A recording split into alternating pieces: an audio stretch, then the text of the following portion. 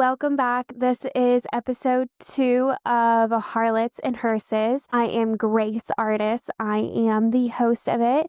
And this episode is taking us back to Louisiana, my absolute favorite state. So how I heard about this topic is kind of back when I am a big spooky gal. I love Halloween. I love all things ghosties, all things that go bump in the night.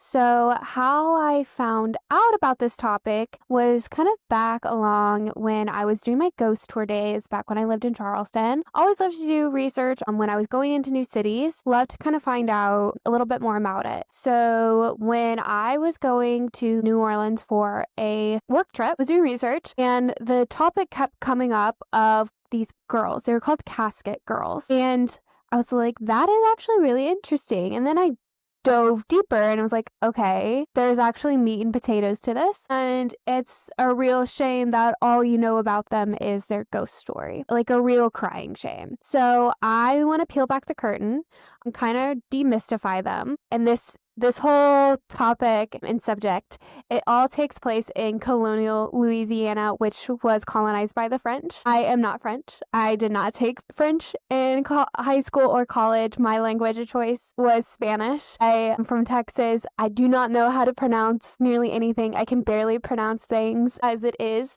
I tried my hardest to look up the pronunciation of everything. I have everything spelled out how it's pronounced. So I tried my hardest. I will probably still butcher the crap out of it though. So just want to get that out of the way. But anyways, so when I was first diving through it, didn't actually see this book. But then when I was diving through my notes just again, this book came up and I absolutely love it. I have read already 200 pages today. That's why it's like almost 11 o'clock and I'm filming this is because I got distracted reading this book. But it is called Mutinous Women by Joan Dijon. It's how French convicts became founding mothers of the Gulf Coast. This is by far a great book. It was actually written 3 years ago. It's one of the best books I read. It really has ties to really diving deeper, really just giving women back their voice, which is, all things I love. The article that I'm pulling from today is kind of like what inspired me to even hear more about it, demystify the whole topic, and is actually quoted in this book. It was from 2018. It is Bienville's Brides, Virgins Are Prostitutes, from the years 1719 through 1721, and this is by Virginia Gold. So these are the two sources I'm really going to be pulling from. The reason I love these is they do a great work in the archive itself, going and really diving deep. And when a little bit later, I'll kind of really dive into why I love Joan's work and why it actually made me tear up earlier reading through it. And it's kind of like everything I aspire to be as a historian and everything I want to do for future research. But intro set aside, we are going to dive in and kind of get into who these Casket Girls were. These Casket Girls, or as they were called, Casket Girls, or Filles à la Cassette, Filles de Joie, or the Casket Girls. So they kind of got this name, as the myth goes, is because when they first arrived into the city, or so it goes, it was said that they arrived with this big traveling trunk that was made of wood and nails, looking like a casket, and they were said to be really heavy, filled with dirt, kind of dirty, with all of their clothes and coins and stuff to carry. So that's kind of how they got that term. These women were scooped out of orphanages, poorhouses, prisons, by either seduction, threats, or outright force, and deported to Louisiana as potential brides. As Joan will go on and discover, most of them were 100% without doubt. It was through force. Most had little to no say, especially when it comes to the criminal aspects and the ones who were all taken out of the prisons. It was all through force. They had no say in the matter. They were women who were described as the French officials as sans abus, women without futures. And because of that, they were easy targets for French officials who were seeking ways to clear out their institution of inmates who were thought to be nothing more than a drain on the economy. So between the years 1719 and 1721, 5 ships cleared 258 women from France's public institutions. Of those women, 29 were more than likely orphans. And this is all coming from Virginia Gold's records, by the way. I want to clarify that. 35 were impoverished women taken from poorhouses, and 194 criminals from La Force, which is also went by the prison Salpêtrière. Salpêtrière. We're getting it. So Gold scoured the records of the French archives. So she hit the Bibliothèque des Arsenals, the Archives Nationales, the Archives colonial, the local and sometimes published records. She went through the ship's lists, the sacramental records, early censuses, the notarial records, and the superior council records as well. So really just diving in, trying to find as much as she could about these women. And what she discovered was amazing. So she found it was possible to find literature about these women. And it was even possible to identify most of the women sent to Louisiana, which I'm going to say as a person who has tried to do research on colonial history. I did mine over Charleston, like women just in Charleston period. It's very, very, very difficult to find records intact from that time. It's very hard. So the fact that she was able to do that is actually like mind-blowing. She goes further and by saying it was even possible to identify most of the women sent to Louisiana, even though that most of them were named Marie and there are gaps in every set of records. But she goes, it was still possible to find enough information on more than 80% of them and draw some general conclusions about their background, their social economic status, and then what happened from one of the ships. This was the 4th ship. It was called La Mutinous, or the Mutinous Women. From that ship, 94 of those women were all criminals, and that is actually the sole focus of Joan's book. So that second source I was talking about, and that it will be kind of like the switch of the second half of this story. So of this 258 women, we'll kind of get it like a data breakdown, which was always kind of like my favorite part. So those sent from the orphanages were usually either orphans, children of the poor, illegitimate, or perhaps even the offspring of prostitutes, which kind of checks out during the time. The women sent for poorhouses were more than likely the daughters of poor families, women who had missed the chance to marry, or impoverished widows. And the majority of women and girls sent from Salpêtrière, which was 2/3 of the exiles, had been in prison for, I'm putting this in air quotes because it'll come up later, were debauchery and prostitution, having affairs with married men, licentiousness, stealing, blasphemy, and attempted murder and murder. And Gold goes on to say what united them all, whether impoverished, orphan, or in prison, was desperation and powerlessness. They were women and girls who had few, if any, choices. They had no safety nets. They struggled simply to stay alive, and instead of family support, they were incarcerated in institutions where their days were strictly divided into highly regulated segments of devotion. They were mostly young. Majority of them were between 18 and 25. So they were in childbearing years, which, if you are thinking about it, the main reason that they were being sent over to these colonies, to the Louisiana colony, which I want to clarify, Louisiana at this time was a majority of several states. So it was like Louisiana, Alabama, and Mississippi. The section that I'm really focusing on and that these two subjects are focusing on is really the area between New Orleans and Biloxi, Mississippi. So that little bay area. So if you think about it, it makes sense that all of these women are really within childbearing years, because the whole reason that they are being sent out to Louisiana is to be brides. The reason you're a bride is so you can have kids and start a whole new population of new French people, to bolster a population, to increase the wealth, to make France seem better. Now, like any range, there are outliers. The oldest was Marianne Fontaine, who we will discover that was actually not her real name.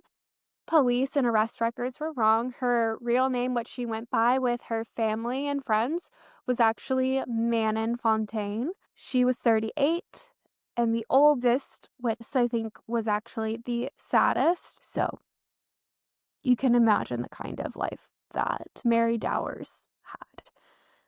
She was 12 when she was exiled. She was said to be a prostitute, which I want to very much clarify. I know things were different at the time, but if you are 12, you're not really old enough to consent to sex. You are a child, so you're not. It's rape. And it's said that she had reputedly been in the trade since she was in the age of 6. She was 6 when she entered the trade, and she was 12 when she was stripped off to a strange place that she had no choice in. One of the whole men behind it, the governors, the reigning people of the Louisiana colony, his name was Bienville. One of the ways that he garners support was saying that, these women were from a good stock. The official report was saying that, these women were all hand selected. They were there for a reason. All came to the colony voluntarily. I will say it. Joan says it in her book, and Gold says it. It's kind of hard to be there voluntarily if you're being exiled out. You can make an argument that maybe for the women working in the poorhouses that maybe they did chose to go voluntarily in the hopes of making wealth. The orphans and the women from the orphanages is maybe yes as well. But it becomes very clear from Joan's work that the women taken from the prison, it was not voluntarily. It was very much by force. And it was all very much due to one woman whose corruption, I will say, kind of deserves her a place in the burning pits of hell. But yeah, it was not voluntarily. You can't voluntarily want to do this, but we'll get into that later. And this is kind of where Joan Dijon's work is so important, and why Gold's work is too, because they really work to demystify this whole myth surrounding these girls and putting a voice back to them. Like I said, these women were described by French officials as sans avenir, women without futures. They were seen as like leeches of the society. Joan goes on, and the whole point of the book is to tell the story of the women, of who they really were. Like, they were not prostitutes. They were in various ways like victims of the epidemic of the poverty that gripped France, and the victims to the prison system itself, which we still see today, especially in America, and victims of corruption. Also, there are victims to the archive, not so much the art. I will say the victims to the archive and to society today still trying to like squash their story, because if you do any search of the Casket Girls, all that comes up is ghost stories of, and I'll tell you what I knew of the Casket Girls. They're on every major ghost tour. You go on in Louisiana. I mean, that's how I knew of them. And the whole story surrounding them is that, like, these girls, because keep in mind, the myth is that they arrived with these caskets. They didn't. These girls came from poorhouses and orphanages and prisons. They didn't have space for a trunk to carry with them, much less anything to put in that trunk. So it is said that when these girls stepped off the ships, their skin was very pale, their teeth were bloody and sharp, which mythical creature has pale skin and bloody sharp teeth? It's a vampire. And then, as soon as they appeared on the island, people started dying. So then a man called out, "Le Vampire." And then that's how it all started. The Casket Girls were vampires. That's the reason they brought over these caskets, is that's where they lie. What was in the caskets wasn't actually clothes. It was dirt from their home country. That's the story. And as much as I love New Orleans and the originals and Vampire Diaries, like, I am an Elijah and Klaus Michelson girl, like, till I die. I love Interview with a Vampire. I love Lestat. I love Louis. Like, I just don't love what's done with these girls. And I almost forgot. there's floats. There's fucking floats that celebrate these girls, not as like founding fathers, but as the vampires. So that's why I think these two works are so important, because it's putting them back in history and giving their words and their truths back to them. Let's get into, and what we're kind of going to do is we're kind of going to follow Joan's book, which will follow the story of Manon, the one I talked about earlier. Kind of follow her arrest, what it looked like, how much the records were tilted, not even followed correctly, how much the police reports and the prison reports and accounts were tampered with, and then kind of followed their journey to Louisiana and then what that looked like. And I think that's the best way to see and kind of follow like what the journey would have looked like for these women, is following through the eyes of Manon. If we can go back, the year was 1701, and there's rumors going around that in Paris that there was a French serial killer by the name of Bouquet-Thiers, who had been known saying that she was an accessory to one murder and that she had killed a man who was a very beloved man in the community. She had killed a Swiss guard. So she was said to have been on the run, killed multiple people. And if she hadn't killed people, she'd been accessory or called for the murder of other people. Now, at the same time, there was also Manon Fontaine, who was 20, and she was a flower girl. She sold flowers in the streets of Paris.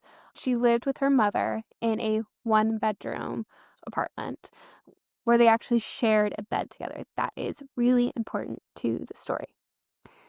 Now, during one night, a man was killed, and it was said that someone saw Manon running away from the scene of the crime. However, this would not be brought up until months later.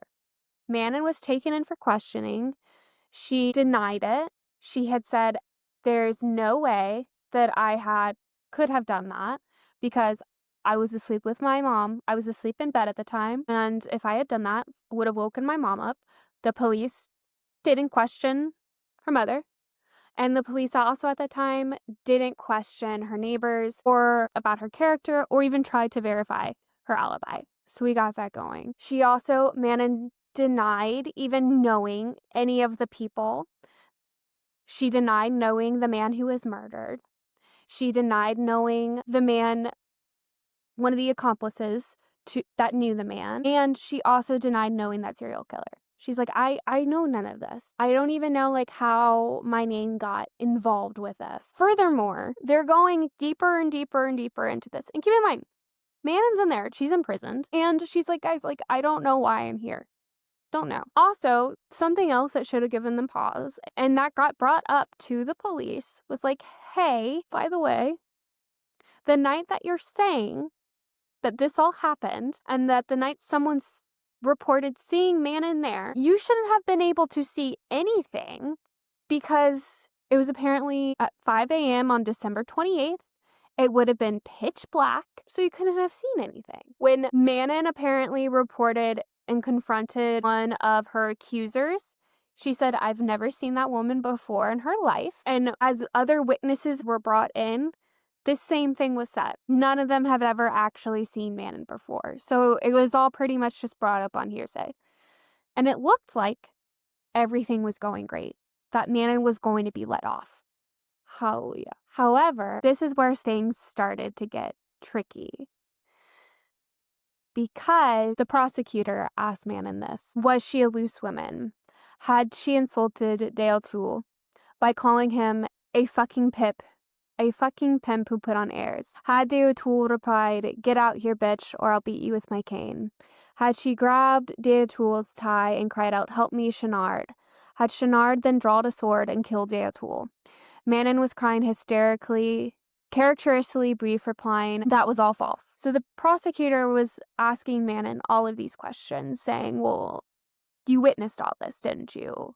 You saw all this." And Manon was like, "I didn't see any of that." The next day, the verdict was pronounced. So Chenard, this other man, was convicted of murder. He was sentenced to hanging. Manon was accused of being an accessory to a crime. Manon tried and successfully appealed it. However, Manon argued that the prosecution had produced no evidence to support any of their claims. So they did agree, and in Manon's case, she was now sentenced to be stripped naked in the public and forced to watch the execution with a noose around her neck and then banished from Paris. And so she was exiled. However, there's a catch. She was summoned back to Paris by a French official, a high-ranking French official, and then as soon as she was back in Paris, she was arrested and asked and questioned, "Why are you back here?" And when she said, "Because I was summoned by a French official," she was sentenced to jail, saying because she did not follow the rules of her banishment. But even so, they didn't follow up, they didn't care. And so she was confined back to the Salpêtrière, which we'll learn is horrible and a nightmare. The Salpêtrière, now it's very integrated with society. Back in the 1700s, it was not. It was a no man's land. So it was surrounded by 30-foot high walls, was situated across the Seine from nothing. There was no bustling streets, no residential neighborhoods nearby. The prison was bordered by a cemetery on one side and a huge garbage dump on another. And on the third side was a fetid pool, which tanneries have discarded their chemical waste. And the chemical waste discarded by tanneries, it's kind of a leftover. So a lot of what the term piss poor, and this is like one of my favorite fun facts, is tanneries, a lot of what they use to tan hides is actually urine and ammonia. So if you were piss poor, you would sell your own pee to tanneries. So the waste from tanneries, it's like worse than your own feces and waste. So that was the pool that surrounded the Salpêtrière. So it was not good. So the water was polluted, so it was a breeding ground for rats and infectious disease. So imagine it was like essentially a walled of a building where you get a dump on one side, an infectious waste pool on the other, and then inside there is no ventilation. Each cell had a single window, only 2 feet wide, with bars. The windows were high up on the ceiling, so no prisoners might have a glimpse at the sky. In the rooms itself were made to sleep up to 6 women were sharing a bed that were meant to sleep 4. So 2 at the head and 2 at the feet. Inmates who had been incarcerated the longest automatically claimed a spot on the bed, and those who found no room slept on the stone floor. And kind of going into the day-to-day routine of things. So the wake-up bell sounded at 5. Prayers were held in the dormitory, and after that, the prisoners had half an hour to deal with their personal hygiene. From 6 to 7, they attended mass. Work began immediately after. Most inmates spent their days doing needlework, so sewing, embroidery, lace making. At 8 a.m., they were authorized some wine and a bit of bread. Then they went back to work until 11. They were giving watery soup. When, after that, work continued nonstop until 7 p.m. Then they were given their only water of the day to drink and a second bit of bread. After prayers in the dormitory at 9:30, they went to bed. Sundays were special because at Sundays, they were wakened at 6. It was said discipline was severe, and that was coming from a lieutenant of the Parisian police. So if it's coming from the police of Paris as severe, and where the worst of it of all was reserved for women incarcerated for prostitution. And who is controlling all of this? And who is making all of this kind of running it? It's this woman who is called Marguerite Pan-Catalan. We're going to call her Marguerite. She had established her half-century of uncontested rule over women detained in the prison. And I don't really like calling women this word, but she is a bitch. And honestly, I really hope that, because what she did to these women and what she set up to do to these women, I really hope she is. I really hope she's just rotting in hell. Because she's horrible. She's horrible. So, she's horrible. So, we're going to go back to Manon for a second. It was now 1718 and had been in prison for 18 years, and her record was clean. She had no problems. But somehow she had caught the eye and she had caught the wrath of Margaret, which is something you do not want. And because of this, Margaret had made up kind of this lie. And we don't really know the true story because all we know is Margaret's version of events. And from Margaret, all we know is that sometime on November 1718, riot occurred between 3 inmates, with Manon being one of them. Somehow a knife broke out. Manon and these 3 inmates started attacking others, and these 3 women, essentially after that, they were put in solitary confinement. They were limited to almost no food, and only water, so they didn't get wine anymore. They were beaten, and Margaret wanted to get rid of them. She did not want them in her prison anymore. And at the same time, so 1718, she also knew that John Law, who is kind of gearing up everything in the Louisiana colonies, also looking for women. So she gets the idea to get a lot of higher ups involved and to say hey, I can't have these women here anymore. They need to be gone. They're not safe for the prison. They're not safe for ourselves. And she succeeded. And Manon was the first woman to be shipped over to Louisiana. And once Margaret had managed to rid herself of 3 prisoners, her ambitions grew. And then once she realized she could do that, she started submitting more and more women. And she realized, and at the time, what she did was she made a list of candidates to exile to the islands, which was essentially the French list of colonies. The islands would eventually change to be Louisiana, but she felt there it would be appropriate to detain them for the rest of their lives. What we know as well, Marguerite's ultimate list, so she would go on to make these lists, contain the names for 208 prisoners, which she pronounced bonies pour the Isles, fit for the islands, whereas the warden at the time piled on charges against Manon and the other seditious women. Almost every inmate on this list was described above all with one word: prostitute. And then on June 27th, 1719, the region officially approved the permanent exile from France for all 208 women, on the grounds of their extraordinary moral depravity. But if we look deeper, and what Joan did is she did look deeper, because she noticed, she's like, why is this woman on all these cases, why is she writing prostitute? Because at the time, it was very odd to, not that there weren't prostitutes, but it was very odd to have prostitute written, because at the time, and I discovered this as well, a lot of the times you wouldn't have been arrested for quote unquote prostitution. You would have been arrested for disorderly conduct, or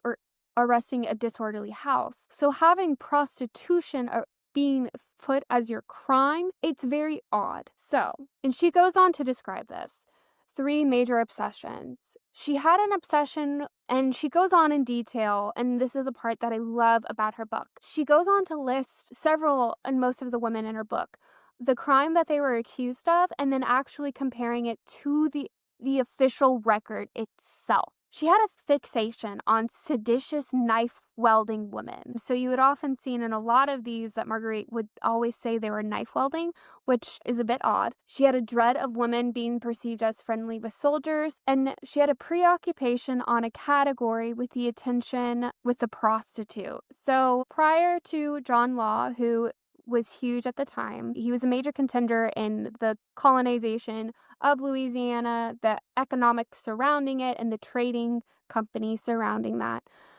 Prostitution seldom figured into the records of the Parisian police. She says relatively few women were prosecuted for sex crime, and even in those cases, they were charged with vaguer offenses, notably debauchery, malicious commerce, or bad business, until 1719.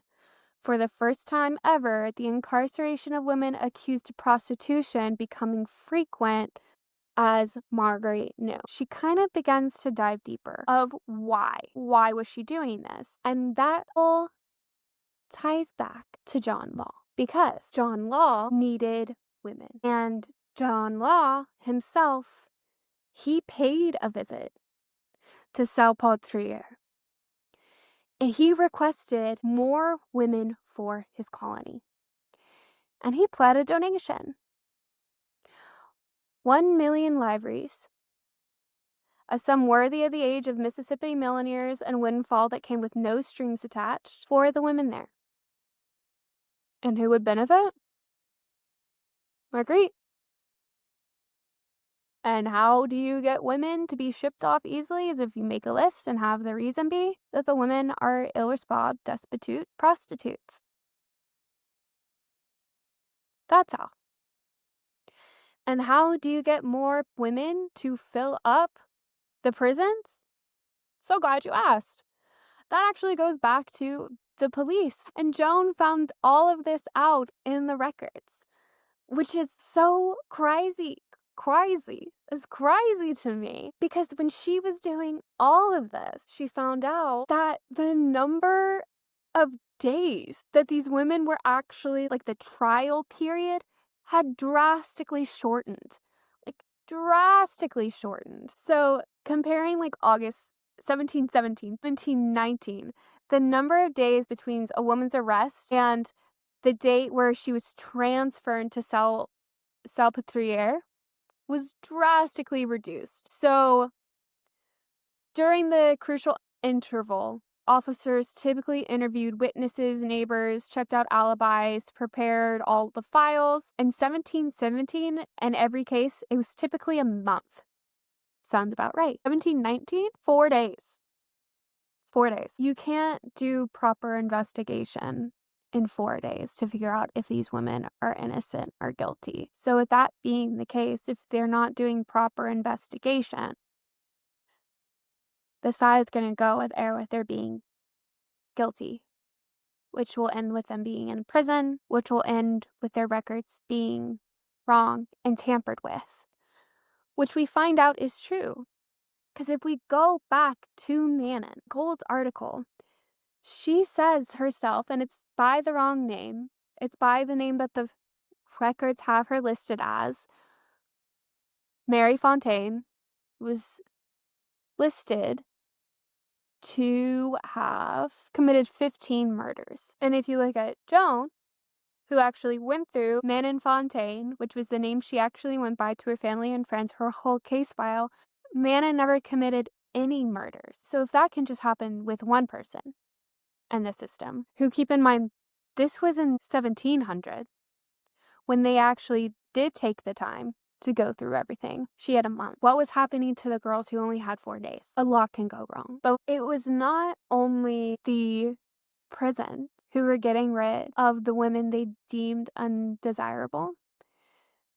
Joan also figured out that another dangerous thing for women at this time, where women all over Paris were exceedingly seeing a high rise in violence towards women, where there were gangs at the time seeking out women, going to churches, going to school, going to work. There is a story of, officers describe a gang of young men roaming Paris, insulting and mistreating women. The parents of a 17-year-old sent a complaint to the police detailing the manner in which a gang threatened their daughter and her friends. They attacked the daughter while she was praying in a church across the street from the Louvre. After calling her a whore and a slut who would fuck anyone, they struck her with canes. So they were not only in danger of being in a church, they were not only in the danger at their workplaces, they were in the danger in public settings, they were in the danger of their own police, who were being encouraged to arrest them. Joan goes on to say they were in danger most of all by their families, because seeking to rid themselves permanently of unwanted daughter or sister, some families willingly put young women in the law and in Marguerite's hands, because either they didn't have enough money to care for the daughter. There was one story of a poor tailor who insisted that they had done everything possible to correct their behavior of their 21-year-old daughter. The couple accused their daughter of living in debauchery.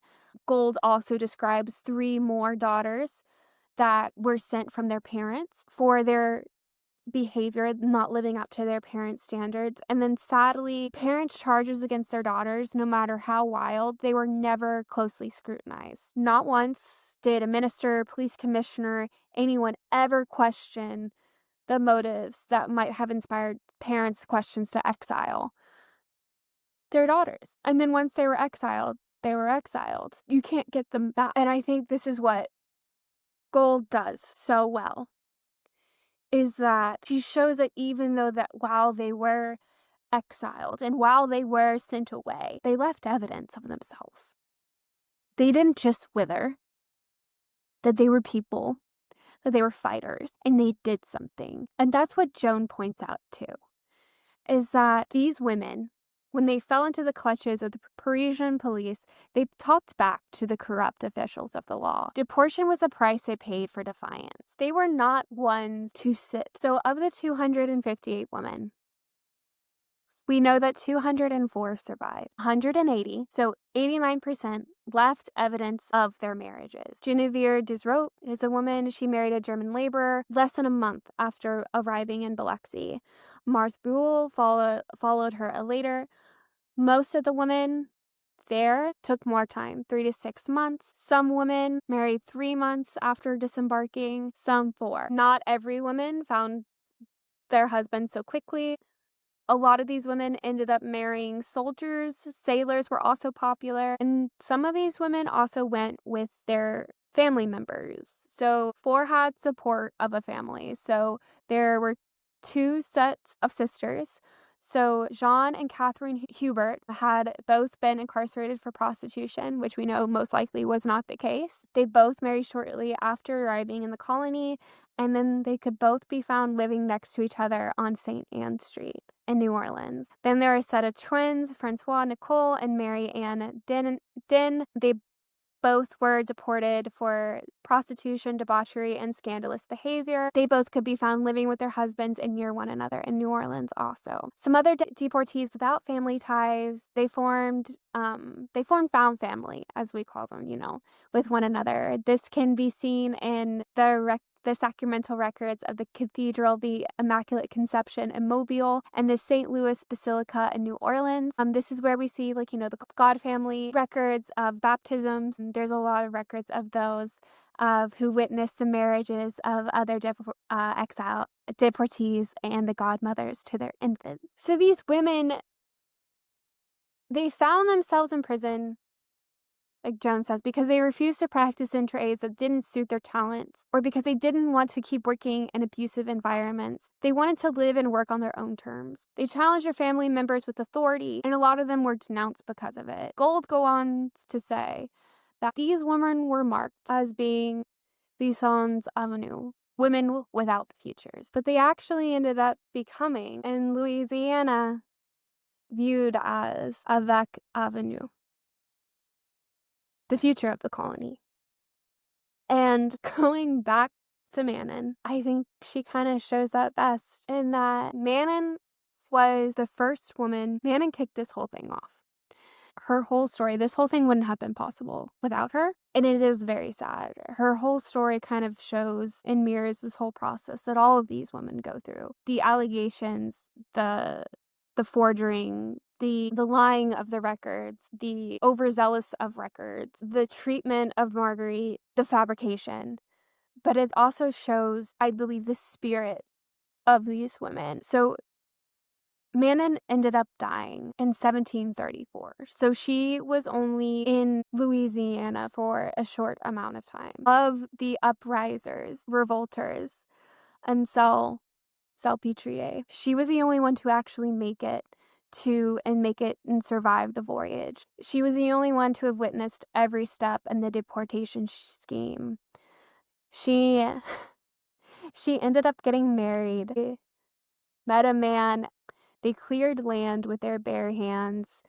They had a half lot on Bourbon Street at the corner of St. Anne. She died in a modest dwelling with a picket fence around her small domain. Her story resembles so many women that get lost to the archives, that don't get told. And the only reason we even know about this, about the erasure of this story, is because it was stumbled upon. Because one day Joan was looking through the archives for someone else who was arrested, whose name began with F, and she stumbled across Fontaine's file, and she saw the name Salpetriere, Louisiana. And Joan has ties to Louisiana, and she decided to open it. And that's what made her discover this whole thing. If Joan had never stumbled upon it, if there was never this happy little accident, none of this would have been found out. None of these 258 women, their stories may have gotten told. It would have gotten told with golds of how they got to Louisiana. But the 100 who were upon the mutinous women, and how their background was lied about, of how they were falsely mislabeled, that wouldn't have gotten told. And I'm glad I get to share it with you today, to shine a light and be like another resounding voice. Because to me, that's what all this is about. And that's what I hope to get to do with each and every episode, whether it be about more women, whether it be about more death, or whether it be about silly topics that I hope to get to. Because especially you see the ties with everything, and that's just what I hope to get to do. So I've loved getting to learn more about all of these women and hear more about the history of New Orleans. And I can't wait to read more about this book and dive even further deeper into it. But that is all the time I have for today and all the notes that I have. But if you guys are wanting to dive more, I will list the books in the show notes. And if you like the episode and want to hear more, or if you have any ideas, please let me know. If you like the episode, like and subscribe, share, repost, and I hope to talk to you next week. Bye.